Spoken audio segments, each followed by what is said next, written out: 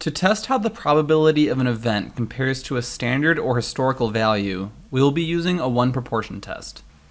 In this example, we'll be using summary data on reported late deliveries for a pizza company.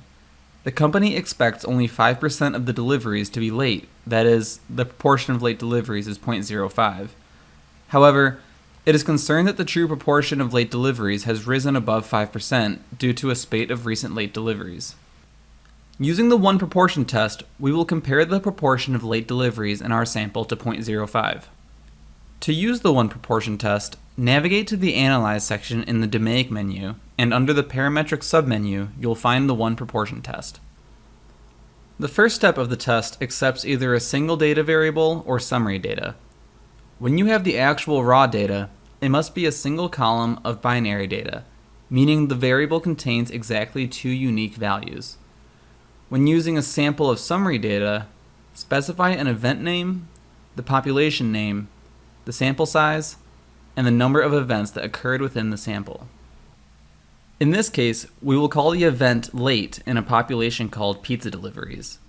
The sample size is 120, and the number of events, that is, late deliveries, is 11. Click Continue. After specifying our summary statistics, the tool prompts us with a series of study options. The alternative hypothesis should state our concern, that the proportion of late deliveries is greater than 0.05. Set the alternative hypothesis to greater than. We then have the option of changing our significance level from its default value of 0.05. For this example, we will use a value at 0.01, meaning that if the p-value from the test is smaller than 0.01, we will reject the null or recognize that the proportion of late pizza deliveries is in fact greater than 0.05. The hypothesized proportion is 0.05, which is the expected proportion of late deliveries in our population.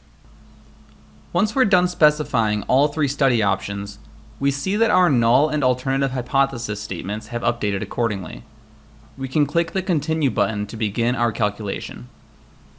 Once the calculations are complete, we will be presented with output that includes the sample summary, the hypothesis test results, and most importantly, the test conclusion.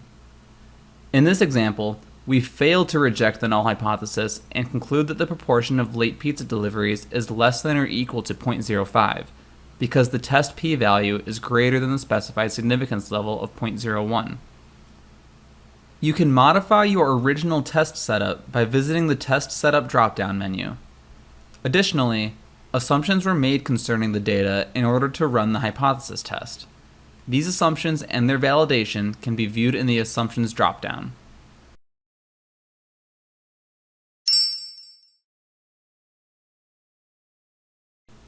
If you want to use raw data, your data should be formatted as a single column with binary data values like in the example shown here.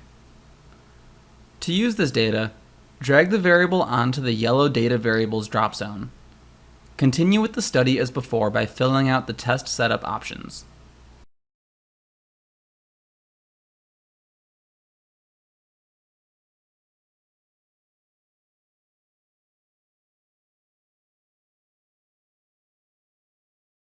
This concludes our tutorial. You can check out more tutorials at www.moresteam.com/help/engineroom.